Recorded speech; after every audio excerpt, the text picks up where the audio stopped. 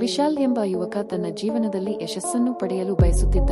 ಆದರೆ ಅವನು ಯಾವ ಕೆಲಸಕ್ಕೂ ಸರಿಯಾಗಿ ಸಮಯ ನೀಡಲಾಗದೆ ಅಸಾಧಾರಣ ಪ್ರತಿಭೆ ಇದ್ದರೂ ಹಳೆಯ ಗುಣವಶಗಳ ಕಾರಣಕ್ಕೆ ಯಾವ ಸಾಧನೆಯನ್ನೂ ಕಾಣಲಿಲ್ಲ.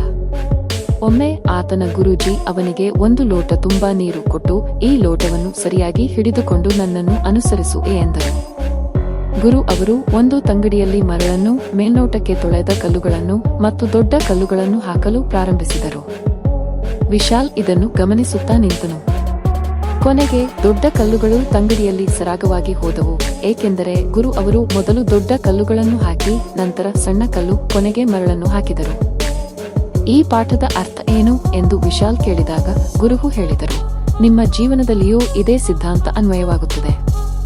ಮೊದಲು ಮಹತ್ವದ ಕಾರ್ಯಗಳನ್ನು ಮಾಡಬೇಕು, ನಂತರ ಅಲ್ಪ ಪ್ರಮುಖ ಕಾರ್ಯಗಳನ್ನು.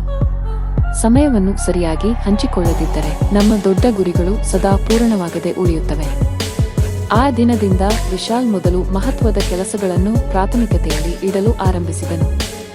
ಅಲ್ಪ ಸಮಯದಲ್ಲಿ ಅವನು ಯಶಸ್ವಿಯಾಗಲು ಪ್ರಾರಂಭಿಸಿದನು. ಸಾರಾಂಶ: ಮೊದಲು ಪ್ರಮುಖ ಕಾರ್ಯಗಳನ್ನು ಮಾಡಿ, ನಂತರ ಇತರ ಕಾರ್ಯಗಳಿಗಾಗಿ ಸಮಯ ಮೀಸಲಿಡಿ. ಸಮಯ ಒಂದು ಹೂಡಿಕೆ, ಅದನ್ನು ಸರಿಯಾಗಿ ಬಳಸಿ, ಇಲ್ಲವಾದರೆ ಅದು ವ್ಯರ್ಥವಾಗಿ ಹೋಗುತ್ತದೆ.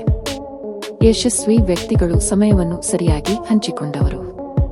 ನೀವು ಸಮಯದ ಪ್ರಭಾವವನ್ನು ಅರ್ಥ ಮಾಡಿಕೊಂಡರೆ ಯಶಸ್ಸು ಖಚಿತ. ಇನ್ನು ಹೆಚ್ಚಿನ ಆಸಕ್ತಿಕರ ವಿಷಯಕ್ಕಾಗಿ ಈ ಚಾನೆಲ್ ಸಬ್ಸ್ಕ್ರೈಬ್ ಮಾಡಿ ಹಾಗೂ ವಿಷಯ ಇಷ್ಟವಾದಲ್ಲಿ ವಿಡಿಯೋಗೆ ಲೈಕ್ ಮಾಡಿ. ಧನ್ಯವಾದಗಳು.